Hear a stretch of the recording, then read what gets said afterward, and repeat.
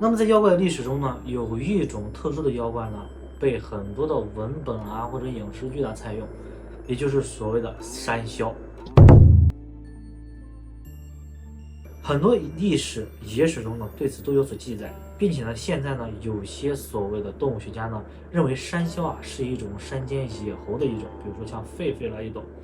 那么其实也想想也知道啊，这些根本就是无稽之谈。因为呢在古代的时候呢，人们也是认识猴子的，所以说呢山魈这一类其实俗称叫做山鬼。还有一种说法呢是山中的尸体呢在特殊的养尸地中呢变化成为了一种石魈，多在山上出现，所以说也被称作为山魈。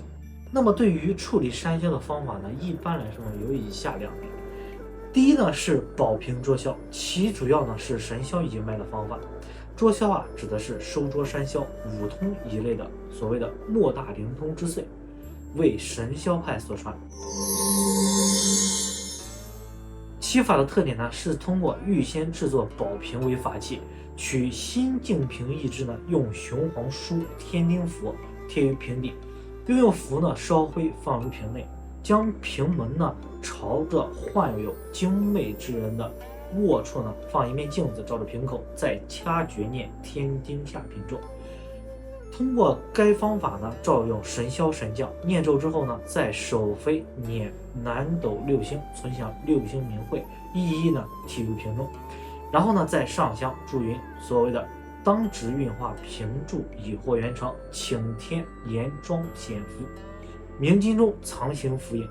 如有大邪不待指挥，便使奔出平营，设复换身，通吐阴翳，以平解解，就将邪祸驱出他界，历使幻人魂魄还身，仅有匪钱甲马之符，仗火焚化，用助威灵。所以说呢，一旦有了应验后呢，或者说夜间雷鸣呢，或者说中邪病人呢自己变成了一种自我束缚招供的状态，也就算法术完成。随后呢便用素食清酒卸降。那么在道教中呢，收取邪魅照例是要用瓶罐坛等等用来装怪，此法呢更为突出保平的作用，这也是此类法术中颇具有代表性的。这主要是呢就是在人患精怪缠身病时候用的方法。那么第二种方法呢，所谓就是追治，这属于上清一脉的主要方法。所谓的追治山魈呢，以追捉驱除山魈等为内容。山魈呢就像咱们上面说的，是一种古代传说中的精魅。古人呢认为山魈也能带来祸祟，故常设法驱除。在山魈传说被普遍接受的地方呢，往往将无端物震响等不正常的现象，以及疫病妇女精神迷乱呢，都视作为山魈危害，严重的呢要请法师驱治。通常呢各道派呢在驱逐妖邪的过程中呢，经常将山魈也包括其中。其中呢在上清天心正法中则有详细的专门科义。其法呢以身叠东岳城隍处借兵开始，再变身为真武大帝画丁甲符，敕六丁六甲神将复坛听命。此时呢掐剑诀，先将符稍后吹向称有山魈出没的地方，再高声念持符咒，左手擎小鱼，右手仗剑一指，吃水一口，喝声急，